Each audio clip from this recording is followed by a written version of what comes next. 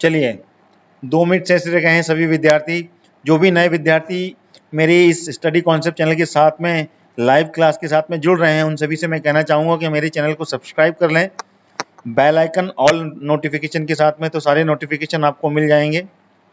चलिए, आप भोपाल से ही हैं, क्लियर हो गया, थैंक यू। और साथ ही साथ मेरी लाइव क्लास को लाइक भी जरूर करें आप लोग, अगर लगातार देख रहे हैं तो।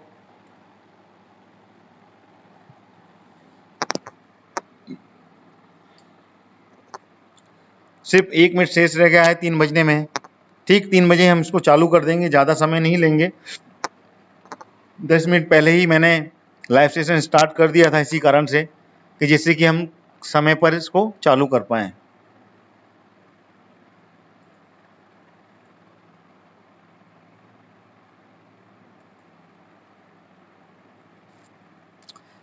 सभी विद्यार्थियों का एक बार फिर से मैं स्वागत करूंगा। चलिए, 3 बज चुके हैं मेरी इस घड़ी में, जो कंप्यूटर में दिख रही है। पहला क्वेश्चन लेते हैं। ये आ गया आपके सामने पहला क्वेश्चन। चलिए, this is your first question. बताएं इसका आंसर।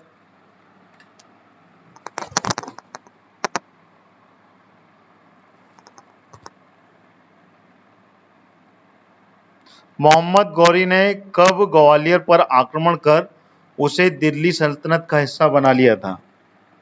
बताएं। रेखा जी सागर से हैं, वेरी गुड। बताएं, मोहम्मद गौरी ने कब ग्वालियर पर आक्रमण कर उसे दिल्ली सल्तनत का हिस्सा बना लिया था? 1197 ईस्वी में, 1194 ईस्वी में, 1195 या फिर 1100 ईस्वी में? मोहम्मद गौरी ने कब बनाया था ग्वालियर को दिल्ली सल्तनत का हिस्सा? इसका आंसर दें आप लोग।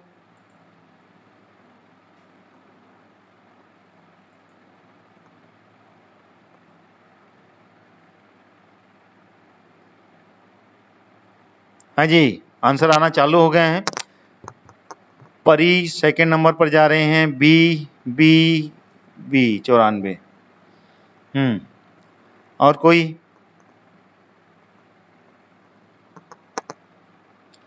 आकाश लोधी जी ए पर जा रहे हैं। मोहम्मद गौरी 1021 में आक्रमण किया था। 1021 में मोहम्मद गौरी ने आक्रमण किया था। अतुलकर जी, कहाँ पढ़ा आपने कि मोहम्मद गौरी ने 1021 में ग्वालियर पर आक्रमण किया था? मुझे बताएंगे किस बुक से पढ़ा आपने?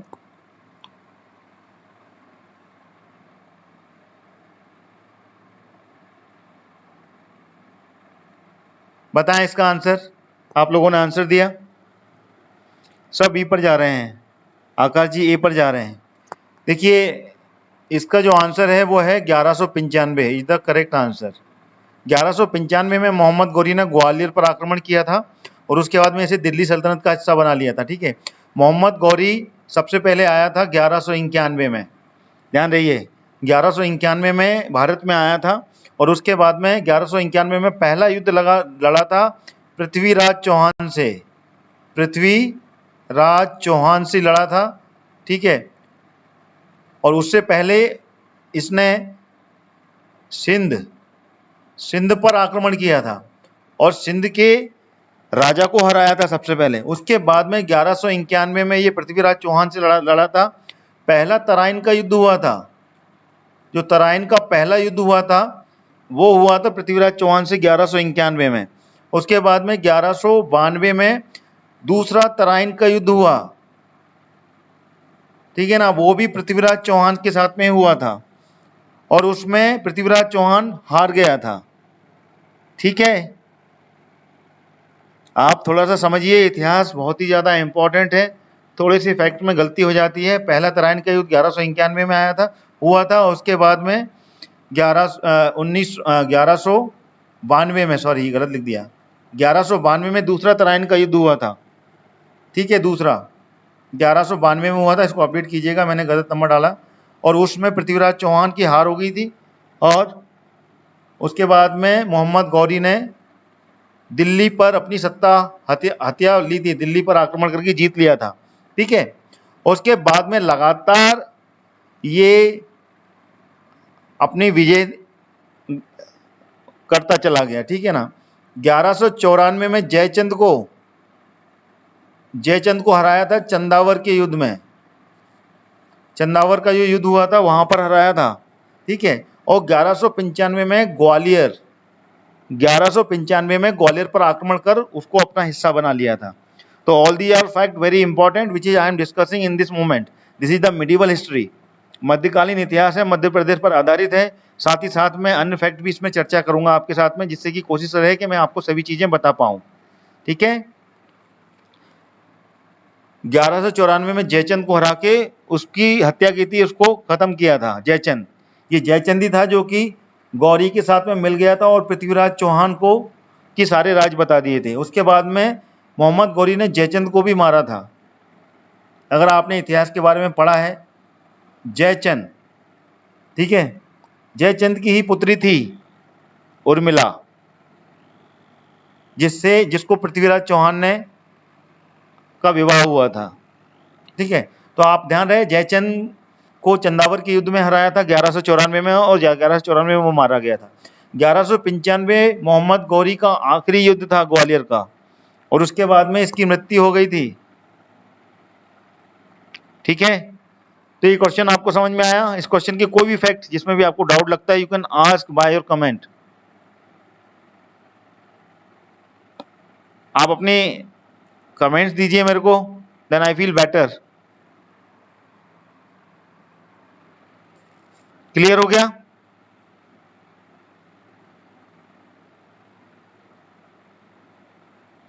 अच्छा, रजक जी बता रहे हैं आज ही पृथ्वीराज चौहान की जयंती है। Very good. इसके बारे में मुझे जानकारी नहीं है रजक जी, अगर आप बता रहे हैं तो चलिए, ये भी एक बहुत इंपॉर्टेंट डेट है जो आप सभी के साथ शेयर कर रहे हैं। Very good.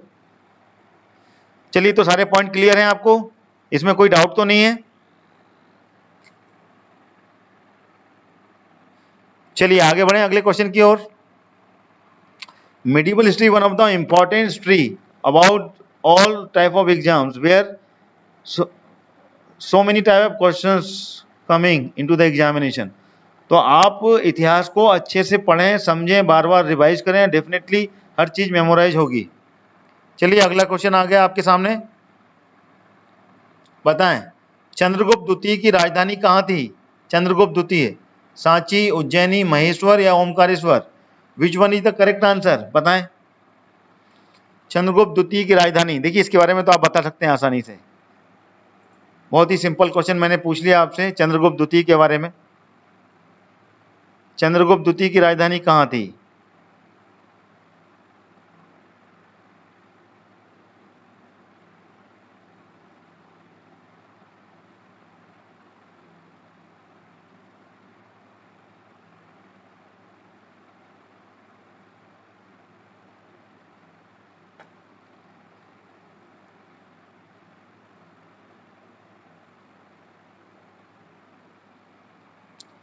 बताएं इसका आंसर। आप लोगों ने आंसर देना चालू कर दिया मेरे ख्याल से। Yes, definitely so many peoples they are giving the right answer. Okay, Ujjaini is the correct answer. जो लोग भी बता रहे हैं उज्जैनी के बारे में, easily they can give the answer because one of the popular about the Vikramaditya. Chandragupta द्वितीय को विक्रमादित्य भी कहते थे, बिल्कुल सही। चंद्रगुप्त द्वितीय ही विक्रमादित्य थे, ठीक है, विक्रमादित्य, ठीक है ना, विक्रमादित्य के नाम से जानते थे इनको। और ये किस वंश के थे? वंश कौन सा था इनका? गुप्त वंश था, गुप्त वंश। गुप्त वंश के थे ये। गुप्त वंश के सबसे महान राजा कौन थे? समुद्रगुप्त। समुद्रगुप्त सबसे महान राजा कहलाए थे गुप्त वंश के। और इनको भारत का नेपोलियन भी कहा जाता था, भारत का नेपोलियन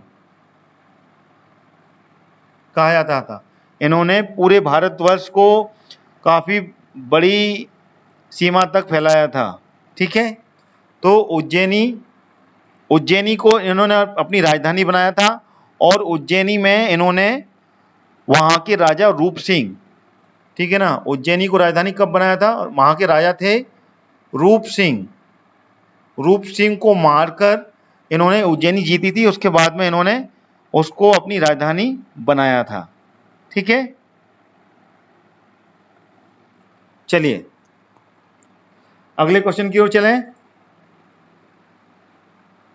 यह आ गया अगला क्वेश्चन आपके लिए।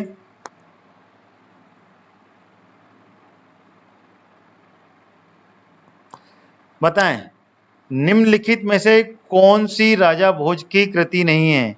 राजा भोज ने कौन सी कृति की रचना नहीं की है? सरस्वती कंठाभरण, सम्रांगण सूत्रधार, चरक संहिता या विधा विनोद?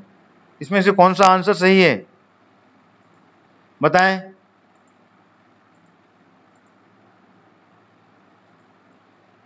कौन सा आंसर है इसका?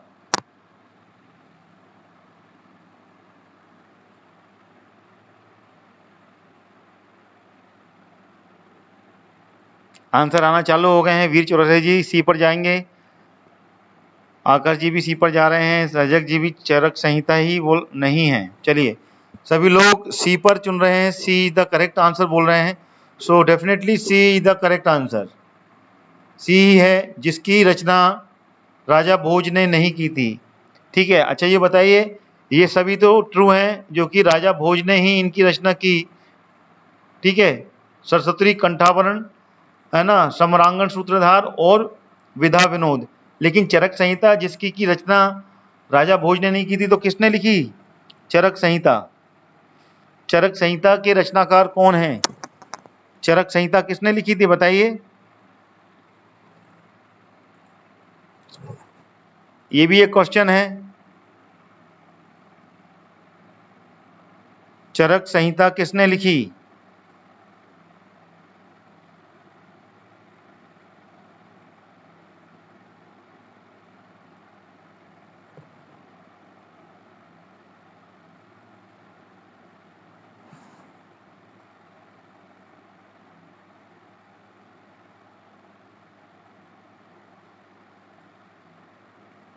बताएं।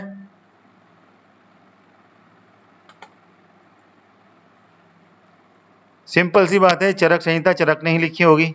Everybody can give the answer. Charaka Samhita Charaka ने लिखी थी, क्योंकि चरक के द्वारा ये पूरी संहिता यानी कि पूरे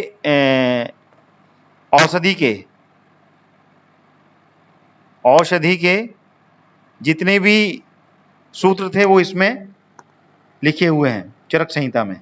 चलिए अगले क्वेश्चन की ओर चल रहे हैं अपन। ये आ गया अगला क्वेश्चन। चरक संहिता के बारे में और महर्षि चरक के बारे में चर्चा अगले बार करेंगे। आप लोगों ने बता भी दिया है, चरक कनिष्क के राज दरबार में वैद्य थे, बिल्कुल गौतम बुद्ध का इलाज किया था। आप लोगों ने काफी कुछ बता रहे हैं, बिल्कुल सही कह रहे हैं रजक जी। चलिए अगला क्वेश्चन आ गया। रायसेन के किले का निर्माण किसने कराया था? उदयवर्मन ने, कीर्तिपाल ने, राजा वसंती ने या फिर राजा अजयपाल ने? विच one is the correct answer? Raisen के किले का निर्माण किसने कराया था? रायसेन के किले का निर्माण किसने कराया था?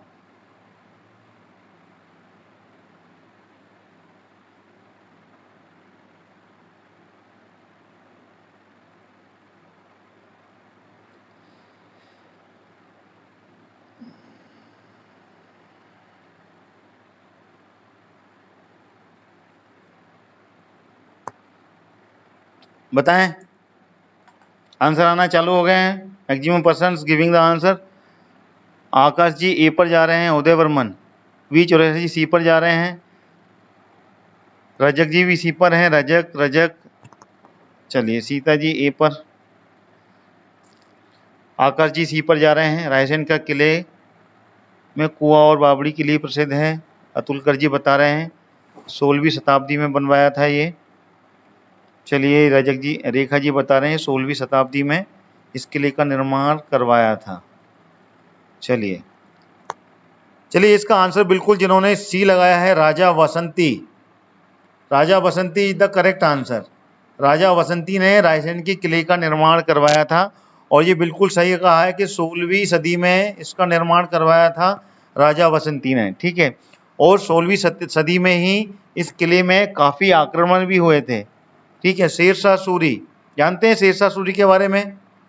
शेरशाह सूरी के बारे में कौन जानता है, जरा बताएं इसके बारे में। शेरशाह सूरी ने ही रायसेन के किले को ढहाया था और वहां पर आक्रमण करके कब्जा किया था धोखे से। किसको मारा था शेरशाह सूरी ने और कब मारा था? शेरशाह सूरी का रायसेन के किले से बहुत ज्यादा नाता है। रायसेन पर आक्रमण किया था शेरशाह सूरी ने, कब किया था बताएंगे? किसी को डेट याद हो तो? शेरशाह सूरी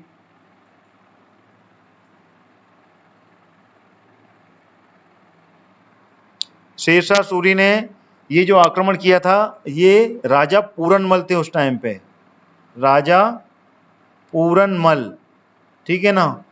उनको झांसा देकर यहीं पर 1500, आगे बताया आप, मैंने आगे बता दिया है इसमें।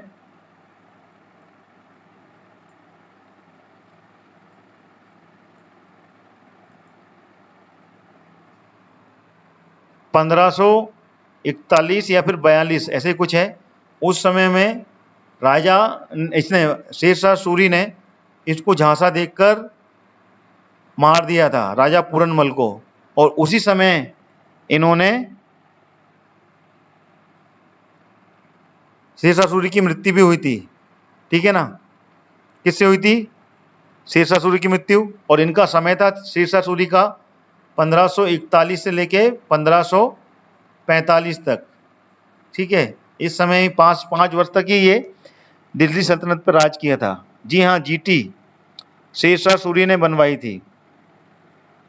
शेरशाह सूरी ने जीटी रोड का रिपेयर करवाया था, बनवाया नहीं था।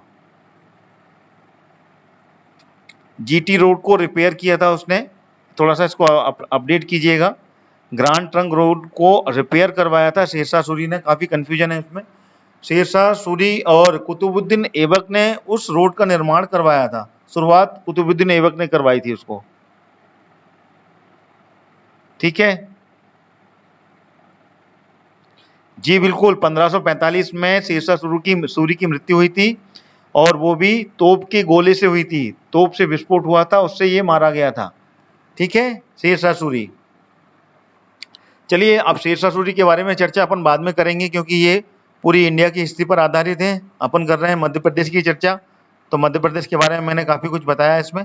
चलिए अगला क्वेश्चन आ गया, कौन सा राजवंश मध्य प्रदेश से संबंधित है?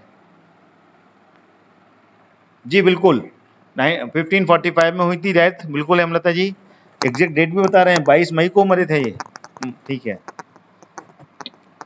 कौन सा राजवंश मध्य प्रदेश से संबंधित है बताएं? प्रतिहार, काकती, कलचुरी या फिर चालुक्य? इसमें से कौन सा राजवंश मध्य प्रदेश से संबंधित है बताएं?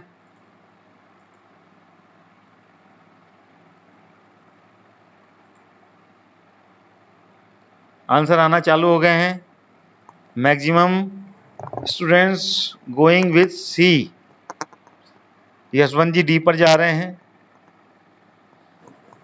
इतिहास पढ़ना जरूरी है, पढ़ने के बाद में आंसर तो एक्यूरेसी बिल्कुल आएगी, 110% आएगी। चलिए जिन्होंने कलचुरी लगाया है that is the correct answer. Madhya Pradesh से जो संबंधित वंश है वो कलचुरी वंश है, ठीक है। कलचुरी वंश मध्य प्रदेश में इसकी एक शाखा खुली थी, मध्य प्रदेश में एक शाखा इसमें आई थी। और ये शाखा कहाँ पर खुली थी? कलचुरी वंश की शाखा, जी हाँ, मध्य प्रदेश में इसकी शाखा थी। और कलचुरी वंश की 2 शाखाएं थी, ठीक है ना। जो विद्यार्थी बोल रहे हैं 2 शाखा, बिल्कुल रजक जी बता रहे हैं, कलचुरी वंश की 2 शाखाएं थी, ठीक है ना। तो एक शाखा मध्य प्रदेश में थी, वो थी कहाँ? जबलपुर में। जबलपुर के कहाँ पास में? त्रिपुरी में। त्रिपुरी में इसकी शाखा एक आई थी, ठीक है, बिल्कुल सही है वीर चौरसिया जी, है ना। तो कलचुरी वंश मध्य प्रदेश का था। प्रतिहार वंश ये राजस्थान से आया था, और इसने अशोकनगर में चंदेरी चंदेरी पर शासन किया था प्रतिहार, गुर्जर प्रतिहार वंश, ठीक है ना। काकतेय और चालुक्य ये दोनों दक्षिण भारत के वंश थे, ठीक है। क्लियर, क्लियर हो गया।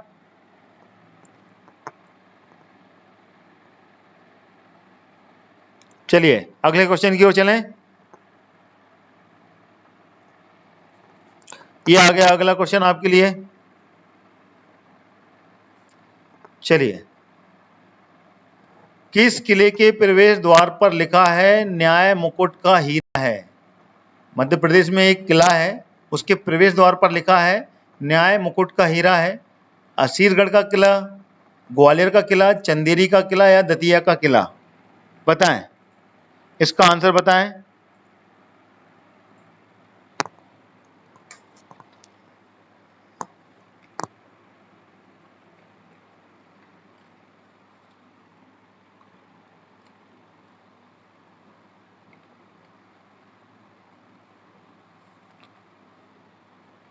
बिल्कुल, जबलपुर में रजक जी बता रहे हैं 64 योगिनी मंदिर कलचुरी वंश ने ही उनका निर्माण करवाया था। बिल्कुल सही कह रहे हैं आप। पर्यटन स्थलों में बहुत ही ज्यादा इंपॉर्टेंट प्लेस है। चलिए आंसर आ गया इसका, रजक जी बता रहे हैं आंसर इसका डी। और कोई विद्यार्थी? सीता जी भी डी पर जा रही हैं, यशवंत जी भी, आकाश जी डी पर जा रहे हैं, हेमलता जी भी डी पर, शिवानी जी भी डी पर जा रही हैं। चलिए बिल्कुल सही है आप, ठीक है ना। दतिया का किला, दतिया का किला यहीं पर लिखा हुआ है न्याय मुकुट का हीरा है, दतिया के किले में, ठीक है। ये बिल्कुल सही बताया आपने। और बाकी के किलों के बारे में जानकारी है। असीरगढ़ का किला कहाँ पर है? ये है बुरहानपुर में, बुरहानपुर में है असीरगढ़ का किला, जिसको कि कहते हैं दक्षिण का द्वार, दक्षिण का द्वार कहा जाता है असीरगढ़ के किले को। ग्वालियर का किला ये राजा सूरज सेन ने बनवाया था, सूरज सेन ने इसका निर्माण करवाया था। कब करवाया था? ये 8वीं सदी में, 8वीं सदी में इसका निर्माण करवाया था ऋषि ग्वाला की स्मृति में, ठीक है। इसको आपको याद रखना है। चंदेरी का किला ये कब हुआ था निर्माण इसका? बताएं। चंदेरी का किला राजा कीर्तिपाल ने बनवाया था, राजा कीर्तिपाल ने इसका निर्माण करवाया था। और कब करवाया था? 14वीं सदी में या फिर 11वीं सदी में? दोनों में कंफ्यूजन है मेरे को। वीर सिंह देव ने जहांगीर का स्वागत में बनवाया था। कहाँ? दतिया में? दतिया में नहीं बनवाया था रजक जी। रजक जी कंफ्यूजन है आपको। वीर सिंह जी ने जो जहांगीर के स्वागत के लिए किला बनवाया था वो बनवाया था ओरछा में, ओरछा में जो महल था उसके स्वागत के लिए बनवाया था।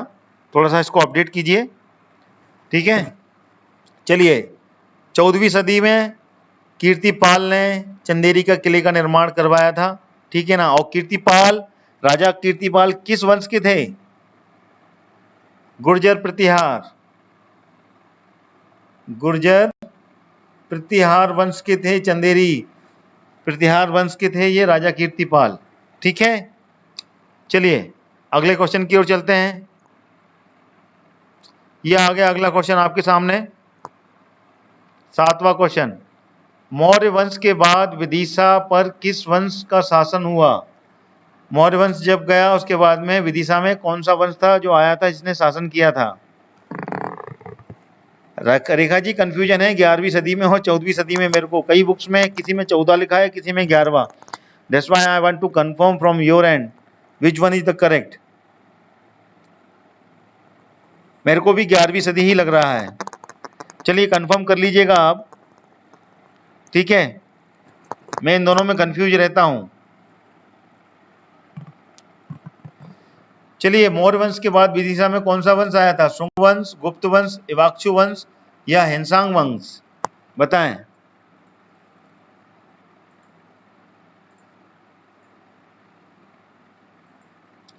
विदिशा में कौन सा वंश आया था?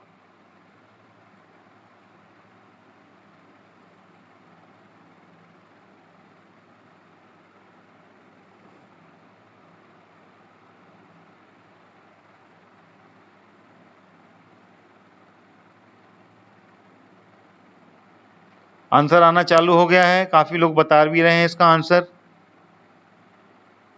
चलिए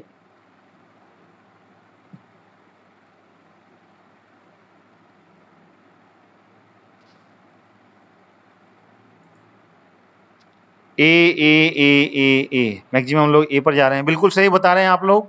ए is the correct answer. Shunga वंश आया था मौर्य वंश के बाद में, तो शुंग वंश is the correct answer. Vidisha में जब मौर्य वंश खत्म हुआ उसके बाद में शुंग वंश आया था। ठीक है, इन सभी वंश के बारे में स्पेसिफिकली अपन अलग से क्लास लेंगे और सभी वंश के बारे में चर्चा करेंगे। पूरे भारतवर्ष में वंश कहाँ से आए, कैसे शुरुआत हुई, और एक के बाद में एक वंश के बारे में चर्चा करेंगे, वो भी लाइव क्लास लेंगे हम। ठीक है, रेखा रजक जी बता रही हैं 11वीं सदी में कीर्तिपाल जो प्रतिहार वंश के थे उन्होंने इसका निर्माण करवाया था, कंफर्म है। चलिए अगली बार से हम बिल्कुल इसको 11वीं शताब्दी कहेंगे। आप लोग कंफर्म बोल रहे हैं तो मैक्सिमम लोग डेफिनेटली कीर्तिपाल मैंने भी पढ़ा है 2-3 बुक्स में, लेकिन कहीं में 14वीं दिया था, इसलिए मैंने तो कंफर्म करना चाह रहा था आप लोगों के साथ में। बहुत बढ़िया। अभय जी बता रहे हैं अंतिम मौर्य शासक बृहद्रथ की हत्या कर, ठीक है ना, सेनापति पुष्यमित्र शुंग ने इसकी स्थापना कराई थी। बिल्कुल सही बता रहे हैं अभय जी आप। मौर्य वंश के जो शासक थे बृहद्रथ, उसकी हत्या की थी। उनकी जो सेनापति थे पुष्यमित्र शुंग, बिल्कुल सही। उसके बाद में शुंग वंश की स्थापना हुई थी। मौर्य वंश के जो सेनापति थे पुष्यमित्र शुंग, बिल्कुल सही। रेखा रजक जी 1885 ईसा पूर्व संघ वंश की स्थापना मौर्य वंश के बाद विदिशा में। चलिए आप लोग बिल्कुल सही चीज शेयर कर रहे हैं, इसको बिल्कुल आप याद कर लीजिएगा बाकी के विद्यार्थी। It is the correct fact. Rekha Rajak ji भी बिल्कुल सही बता रही हैं और अभय अतुलकर जी ने भी बिल्कुल सही बताया। अंतिम मौर्य शासक बृहद्रथ की हत्या की थी और उनके सेनापति थे पुष्यमित्र शुंग। उन्होंने इसकी हत्या करने के बाद में फिर अपने शुंग वंश की स्थापना की थी 185 ईसा पूर्व। ठीक है ना, ये रेखा जी ने बताया, बिल्कुल सही बताया, तो आप इसको अपडेट कर लीजिएगा। ठीक है, मैं भी लिख देता हूं 185 ईसा पूर्व। ठीक है, ईसा पूर्व की थी ये, और किसकी, पुष्यमित्र अपनी बृहद्रथ की हत्या की थी, और उसके बाद में पुष्यमित्र शुंग, इन्होंने हत्या की थी। ये कौन थे, ये थे सेनापति थे। कहाँ, मौर्य वंश में, मौर्य वंश के सेनापति थे, लेकिन इन्होंने इनके जो अंतिम राजा थे बृहद्रथ की हत्या करने के बाद में शुंग वंश की स्थापना की थी 185 ईसा पूर्व। गुड आफ्टरनून राधे कटारे जी, वेरी गुड। कोई बात नहीं, लेट हो गए आप, कोई दिक्कत नहीं है, लेकिन हर फैक्ट के बारे में बार बार रिवीजन होता है। अगला क्वेश्चन आ गया आपके सामने। चलिए काफी समय हो गया इस क्वेश्चन को क्लियर करते हुए। ये आ गया अगला क्वेश्चन। मंगल ग्रह का जो जन्म है उससे संबंधित स्थल जहां मंगलनाथ मंदिर बना हुआ है वो कहाँ स्थित है। मंगल ग्रह के जन्म से संबंधित स्थल जहां मंगलनाथ मंदिर बना हुआ है वो कहाँ स्थित है, बताएं। मंदिर के ऊपर है ये, सांदीपनी आश्रम के पास उज्जैन में, नासिक, ग्वालियर किले के पास, या फिर वाराणसी, बताएं। मंगल ग्रह के जन्म से संबंधित स्थान जहां मंगल मंदिर बना हुआ है वो कहां पर स्थित है, आंसर बताएं इसका। सिंगल लाइन फैक्ट है ये, easily you can give the answer. जी हाँ, आंसर आना चालू हो गया। सांदीपनी आश्रम उज्जैन बोल रहे हैं सभी लोग, ए पर जाना चाहते हैं, बिल्कुल सही है, करेक्ट। सांदीपनी आश्रम उज्जैन के पास, ये सही आंसर है। मंगलनाथ जी का मंदिर उज्जैन में स्थित है, वो भी सांदीपनी आश्रम के पास में। ठीक है, बिल्कुल सही बोल रहे हैं आप, वेरी गुड। सभी विद्यार्थी जो अभी अभी जुड़े हैं उन सभी से मैं कहना चाहूंगा कि मेरी स्टडी कॉन्सेप्ट चैनल को आप सब्सक्राइब कर लें और साथ ही साथ बेल आइकन ऑल नोटिफिकेशन के साथ में सब्सक्राइब करें, जिससे कि जितनी भी मैं लाइव क्लास ले रहा हूं उन सभी से आप उनकी नोटिफिकेशन मिलेंगे और उन सभी क्लास को आप देख पाएंगे।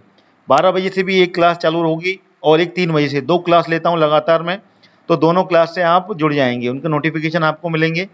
और मेरी क्लास को आप लाइक बटन जरूर दबाएं, ठीक है।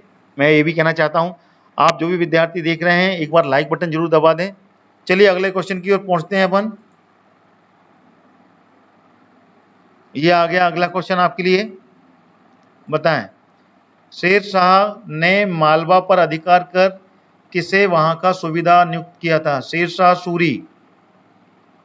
सूरी की बात हो रही है ये। उन्होंने मालवा पर अधिकार कर लिया था और उसके बाद में वहां पे एक सूबेदार नियुक्त किया था। किसको? मोहम्मद खां, आरिफ खां, शुजात खां या फिर Bashir Khan? Which one is the correct answer? बताओ।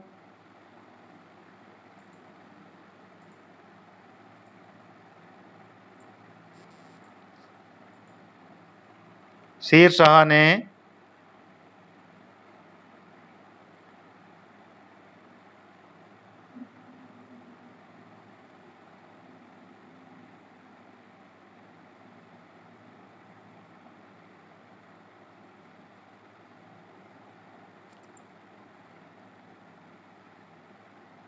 आंसर आ गया है मैक्सिमम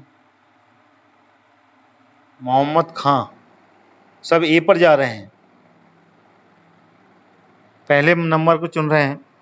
चलिए और कोई बताएगा आंसर इसका? चलिए मैं बताता हूं। इसका जो आंसर है वो है शुजात खां। शुजात खां is the correct answer. Sher Shah Suri ने जब मालवा पे अधिकार कर लिया था उसके बाद में सूबेदार नियुक्त किया गया था शुजात खां को। ठीक है, शुजात खां इज द करेक्ट आंसर। इसके फैक्ट के बारे में हम आगे बताएंगे, इसको मेरे पास में इसकी जानकारी नहीं है, सिंगल लाइन फैक्ट है मेरे पास में। ठीक है ना, this is the correct answer.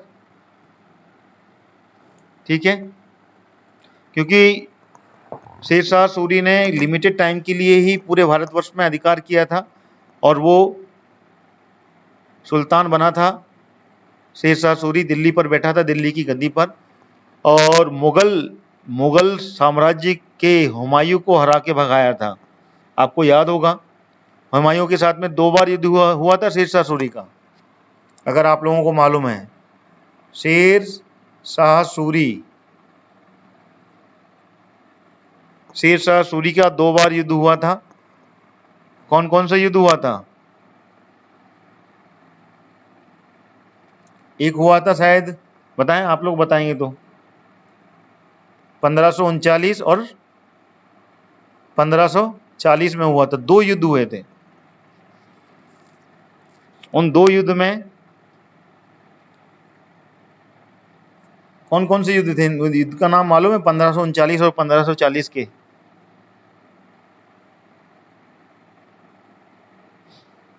एक तो हुआ था चौसा का युद्ध, जिसमें कि बुंदेला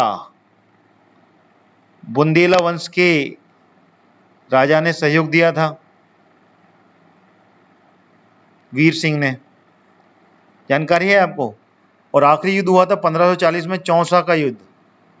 चौसा के युद्ध में हुमायूं को हरा के भगाया था।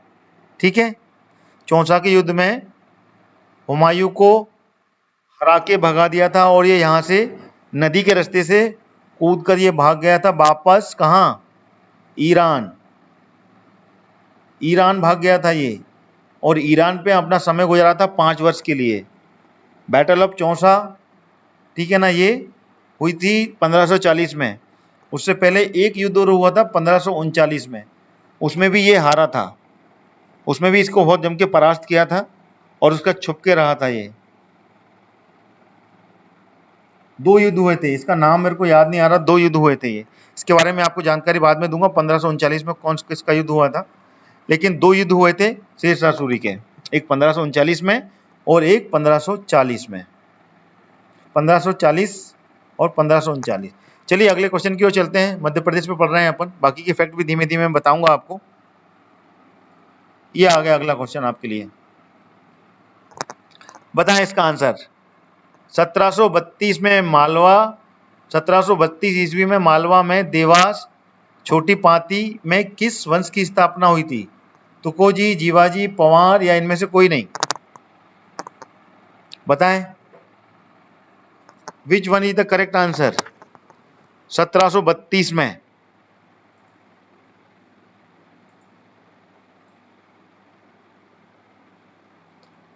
1732 में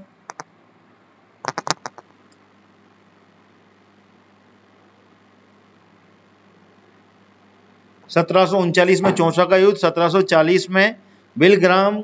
जी बिल्कुल, कंफ्यूजन थोड़ा सा आपने क्लियर किया मेरे को, दो चीजें बिल्कुल सही बताई आपने।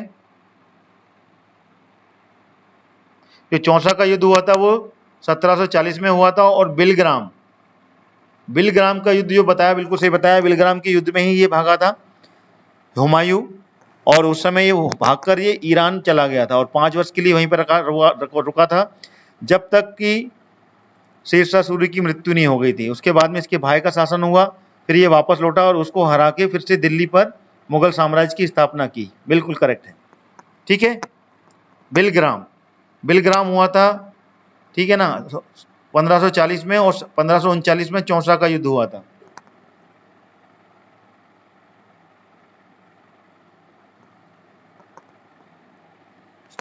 चलिए, ये आगे आंसर क्वेश्चन आपको इसका बताएं आप।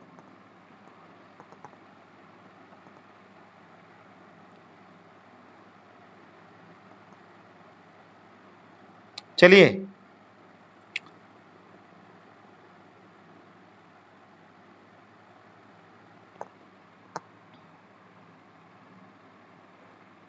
सत्रह सौ 32 में मालवा में देवास की छोटी पाती में किस वंश की स्थापना हुई थी?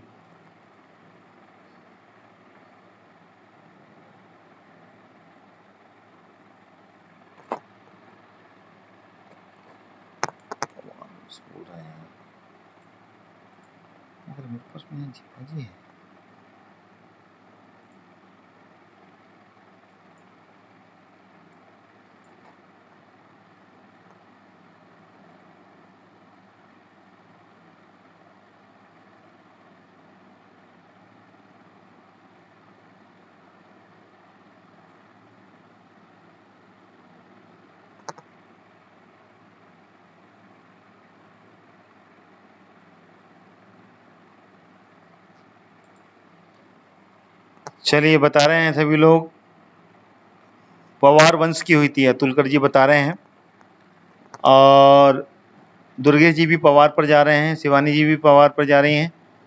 चलिए,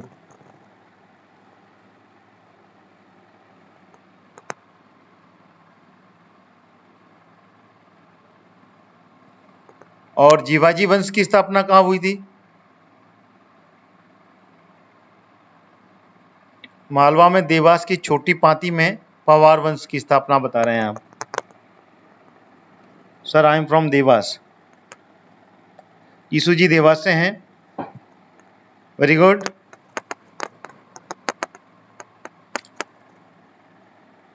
इसमें थोड़ा सा कंफ्यूजन हो रहा है कि पवार वंश का भी लग रहा है मेरे को, और जीवाजी, तो जीवाजी वंश की तो स्थापना उज्जैन में हुई थी, बिल्कुल सही बोल रहे हैं आप। उज्जैन से महादजी सिंधिया आए थे, देन उसके बाद में फिर ग्वालियर को चालू किया था इन्होंने, ठीक है ना। ग्वालियर की स्थापना राणोजी सिंधिया ने की थी, ठीक है। और मालवा देवास छोटी पाती में, ठीक है, बिल्कुल करेक्ट है। थोड़ा सा कंफ्यूजन है मेरे को, लेकिन इसका जो आंसर है आप लोग बिल्कुल सही बता रहे हैं, पवार वंश की ही स्थापना हुई थी यहाँ पर, तो पवार वंश इज द करेक्ट आंसर, ठीक है, बिल्कुल सही है आप। शिवाजी वंश की उज्जैन में महादजी सिंधिया ने किया था, उसके बाद में ग्वालियर में राणोजी सिंधिया ने इसकी स्थापना की थी, ठीक है।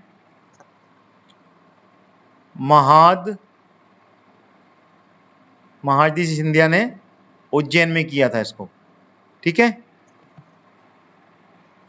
चलिए, अगला क्वेश्चन आ गया, ये आ गया अगला क्वेश्चन आपके लिए। बताएं, परमार वंश मालवा का साम्राज्य स्थापित किया गया। परमार वंश ने मालवा में अपना साम्राज्य स्थापित किया था, कब किया था? 1000 से 1100, 1000 से 1285, 1000 से 1182, या फिर 1020 से लेके 1100 ईस्वी। परमार वंश, बताएं।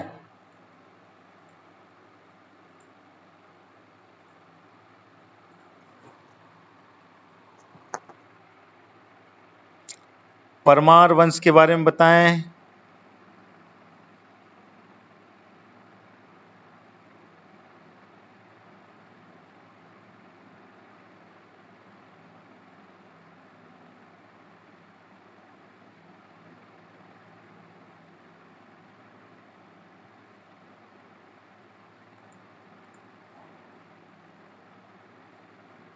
इसका आंसर क्या है?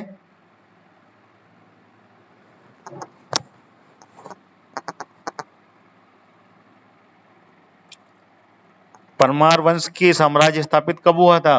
कौन सी ईस्वी से लेके कौन सी ईस्वी तक? आप लोग इसका आंसर नहीं दे पा रहे हैं, एक दो ही आंसर आ रहे हैं। चलिए, इसका जो आंसर है वो है बी, 1000 से लेके 1285 ईस्वी के बीच में परमार वंश मालवा का साम्राज्य स्थापित हुआ था, परमार वंश का मालवा में। ठीक है, तो 1000, और ये परमार वंश के सबसे प्रसिद्ध राजा कौन रहे थे, और ये कहाँ पर इसकी शुरुआत हुई थी? जी बिल्कुल, धार में। कुछ विद्यार्थी बता रहे हैं इसकी शुरुआत हुई थी धार में, ठीक है ना। और सबसे प्रसिद्ध राजा थे राजा भोज, राजा भोज रहे यहाँ के सबसे प्रसिद्ध राजा। ठीक है, आनंद पवार। आनंद पवार क्या है रजक जी? आनंद पवार ने इसकी स्थापना की थी।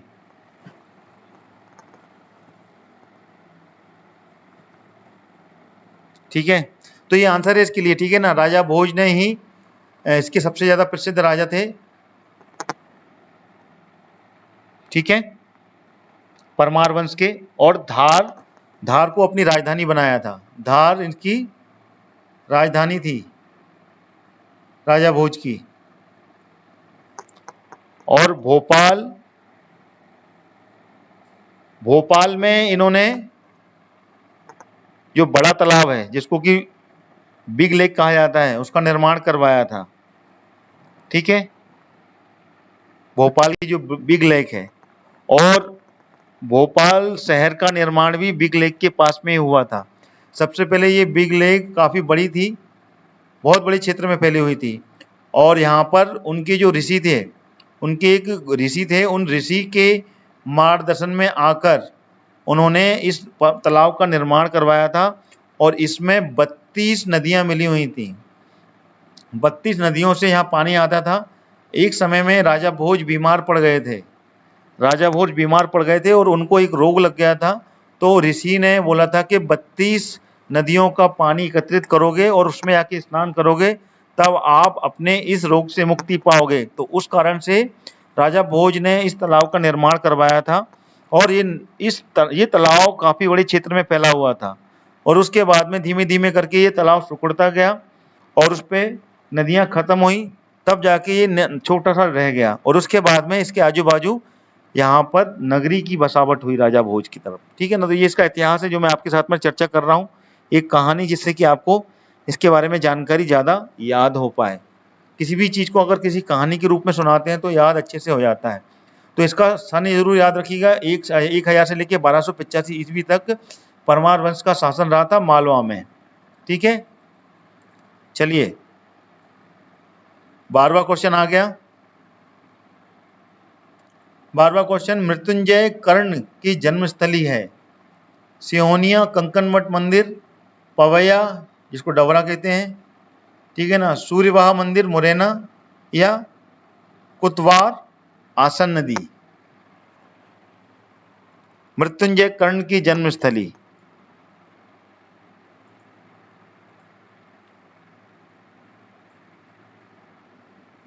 Very good Hemlata ji, you are from Bhopal.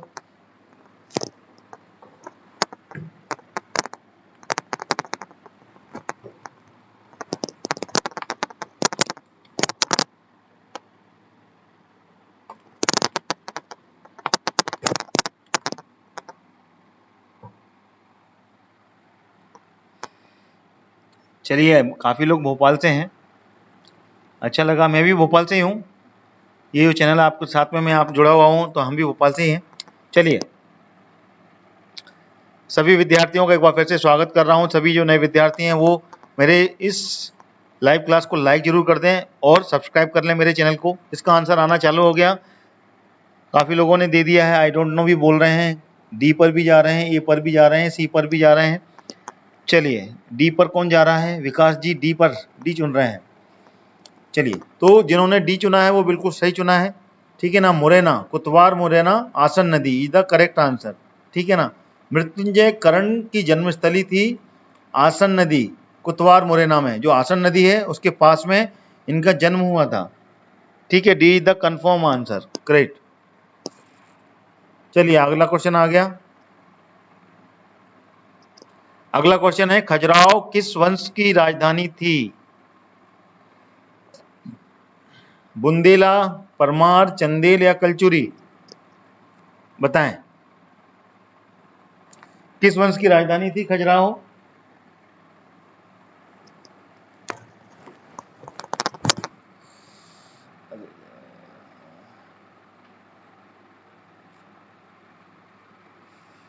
तेरहवें क्वेश्चन का आंसर दें। काफी लेंदी क्वेश्चन है, हिस्ट्री के बारे में डिस्कस कर रहे हैं, that's why it's become very lengthy. सारे क्वेश्चंस बहुत ही अच्छे हैं, अगर इनके बारे में अपन चर्चा करेंगे तो काफी लंबा समय जाएगा। सारे वंशों के बारे में चर्चा है। चलिए आंसर आना चालू हो गया, maximum students giving the correct answer. Okay, so Chandel is the correct answer, very good. Chandel is the correct answer. अब चंदेल के बारे में थोड़ा सा बताएं आप, आपने चंदेल तो चुन लिया, चंदेल वंश की स्थापना कब हुई थी यहाँ पर?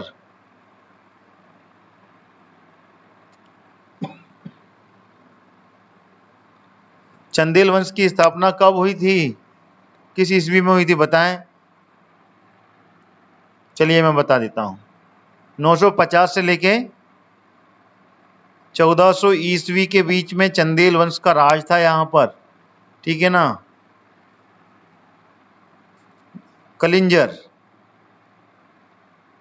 कलिंजर क्षेत्र था यहाँ पे कि चंदेलों ने सबसे अधिक राज्य किया, याद रखना, कलिंजर। और इस कलिंजर के युद्ध में ही चंदेलों को हराया था अलाउद्दीन खिलजी ने।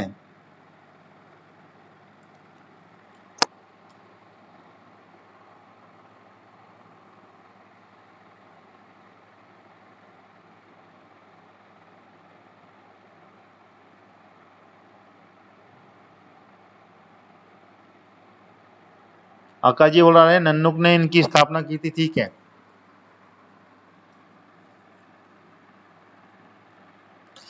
ठीक है, अगर इसका इतिहास देखें परमार वंश का और चंदेल वंश का, तो चंदेल वंश अलाउद्दीन खिलजी के अधीन हो गए थे एक समय के बाद में। ठीक है, कलिंजर का युद्ध जो हुआ था उसके बाद में चंदेल वंश ने अपना समर्पण कर दिया था अलाउद्दीन खिलजी के सामने। ठीक है,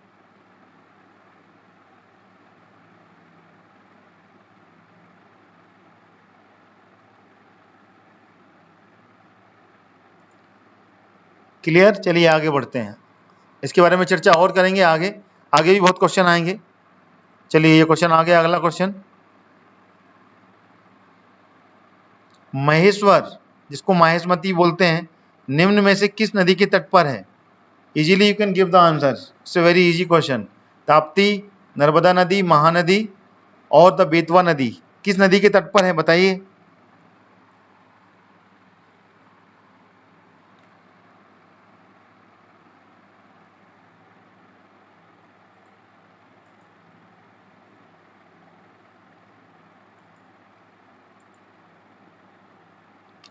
चलिए आंसर तो सभी लोग फट से बता देंगे, क्योंकि नदियों के बारे में पहले ही मैं क्लास ले चुका हूं और आप लोग भी पढ़कर आए हैं। तो Narmada is the correct answer. ठीक है ना, महेश्वर माहेश्मती नर्मदा नदी के तट पर स्थित है। ठीक है, जिसका पूर्व में नाम था माहिष्मती, जो अभी इसको महेश्वर कहते हैं। और ये कहां पर है महेश्वर?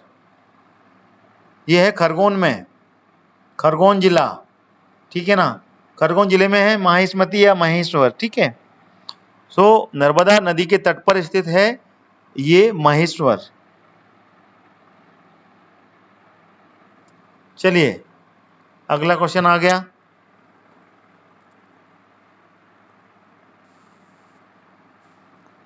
ये आ गया अगला क्वेश्चन। बुंदेला वंश बुंदेला वंश के किस शासक ने जहांगीर के कहने पर अबुल फजल की हत्या की थी? बुंदेला वंश का वो कौन सा शासक था जिसने कि जहांगीर के कहने पर अबुल फजल की हत्या की थी? छत्रसाल, वीर सिंह बुंदेला, हृदय शाह या फिर मधुकर शाह?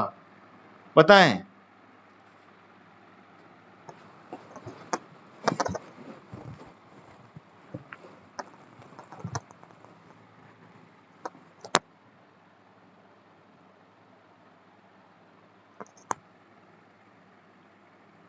बताएं इसका answer.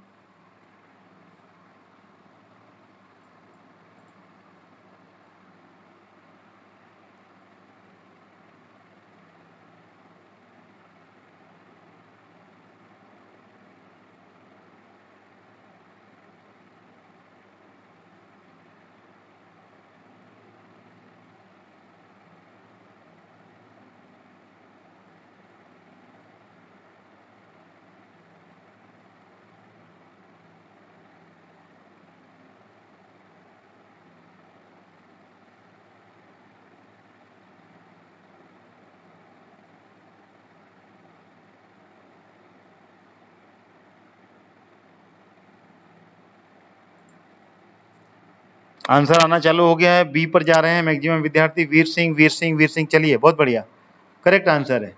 Veer Singh Bundela is the correct answer. Veer Singh Bundela ने ही जहांगीर के कहने पर अबुल फजल की हत्या की थी। और अबुल फजल अकबर के नवरत्नों में से एक था। अकबर के नवरत्न थे, उसमें से अबुल फजल एक नवरत्न था जो कि उनके दरबार में रहते थे। ठीक है ना। और वीर सिंह बुंदेला कहाँ के शासक थे? ओरछा में इन्होंने शासन किया था। और वहीं पर जहांगीर के लिए जहांगीर महल भी बनवाया है।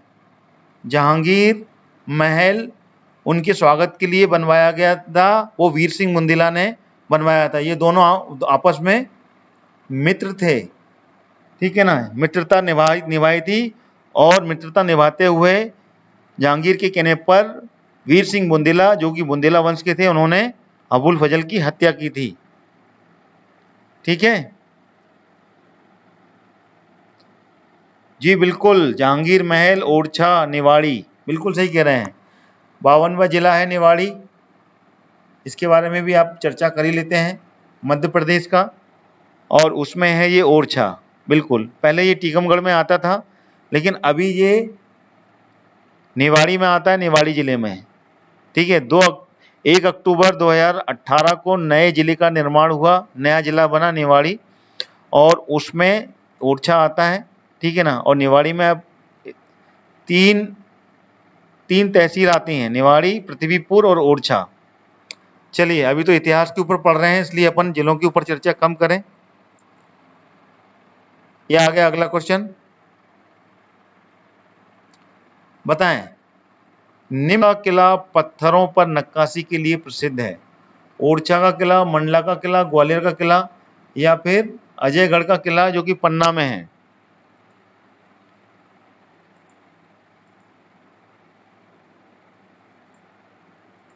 बताएं।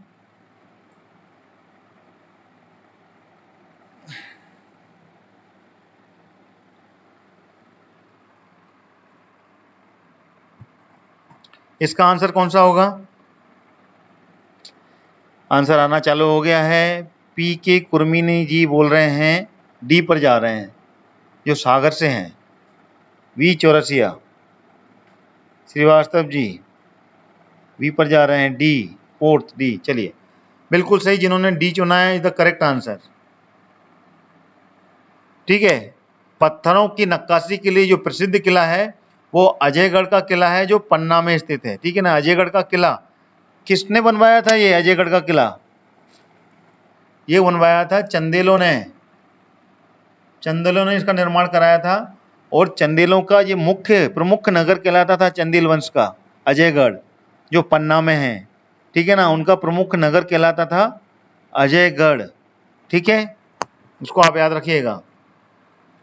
और सबसे ज़्यादा जो नक्काशी वाले चाहे मंदिर हों या फिर किले हों, उनका निर्माण चंदेल वंश ने ही मध्य प्रदेश में करवाया है।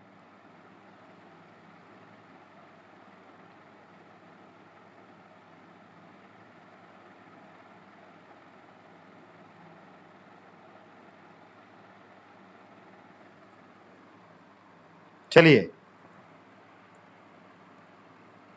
अगला क्वेश्चन आ गया 17वां। ग्वालियर के शासक माधवजी सिंधिया का निधन कब हुआ? जो माधवराव सिंधिया है, माधव राव जी सिंधिया का निधन कब हुआ था? 1794 में, 1765, 1795 या 1766? कब हुआ था?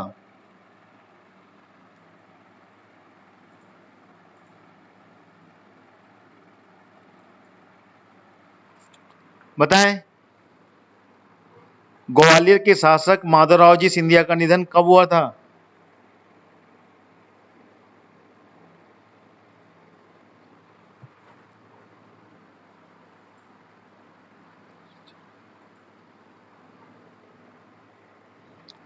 यशवंत जी पहले नंबर पर जा रहे हैं, और कोई विद्यार्थी फटाफट बताएं। डी, ए, डी।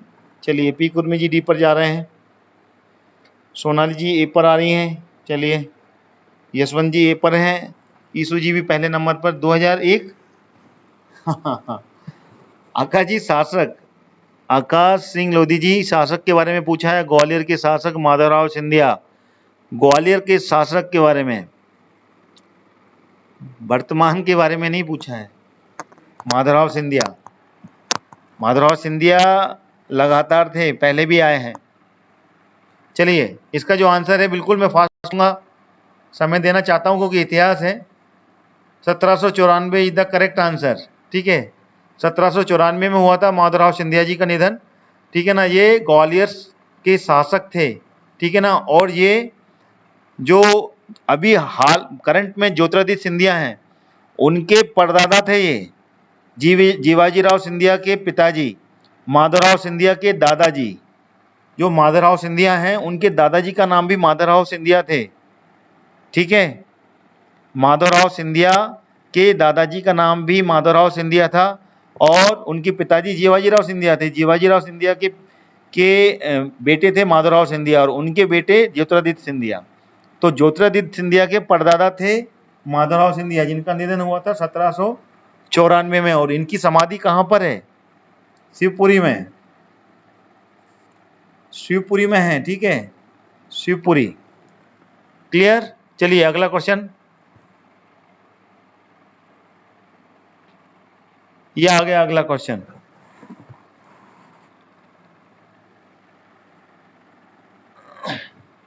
महारानी कमला देवी किस वंश की शासिका थी? सुंग, चंदेल, परमार या गोंड?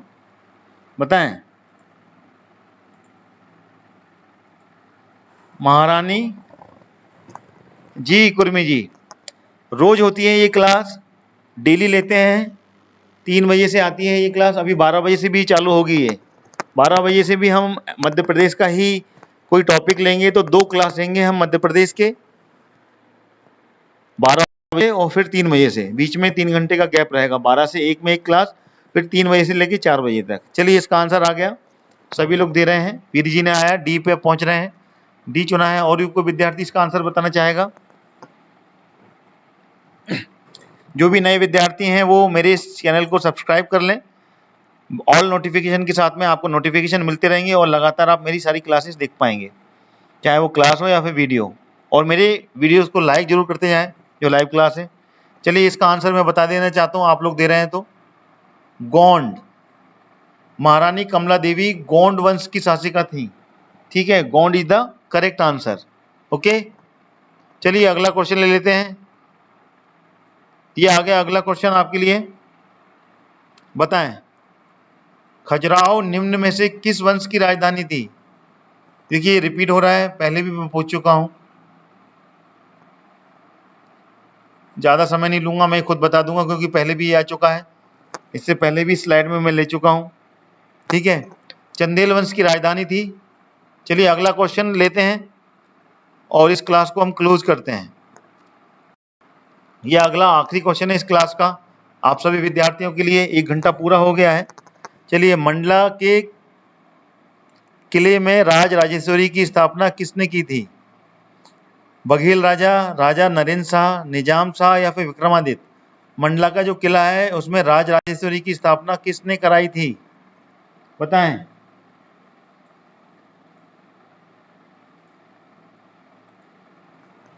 मंडला के किले में राज राजेश्वरी की स्थापना किसने कराई थी? इसका आंसर दें, क्वेश्चन नंबर जरूर डालें, कंफ्यूजन हो जाता है कि किस क्वेश्चन का आप जवाब दे रहे हैं।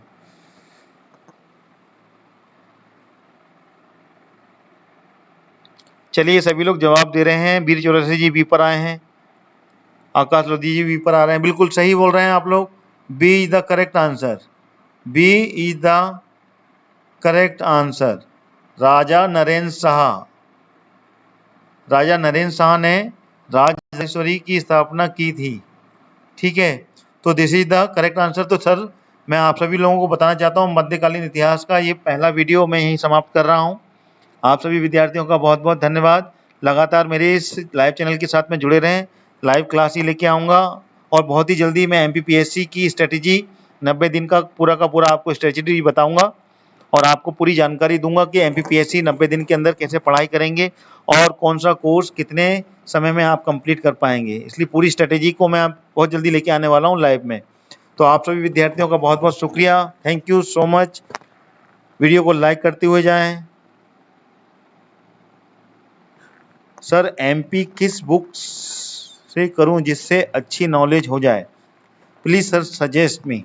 ओके, देखिए कुर्मी जी, मैं आपको बताना चाहता हूं मध्य प्रदेश को आप अगर ऑनलाइन स्टडी करेंगे, मध्य प्रदेश की जो ऑथराइज वेबसाइट्स हैं मध्य प्रदेश सरकार की, उससे भी आपको काफ़ी कुछ डेटा मिल जाएगा और साथ ही साथ मध्य प्रदेश की अलग से बुक्स भी आती है। तो मैं उसके राइटर देख के बताऊंगा कौन सा राइटर है, मेरे को नाम तक याद नहीं है उसके।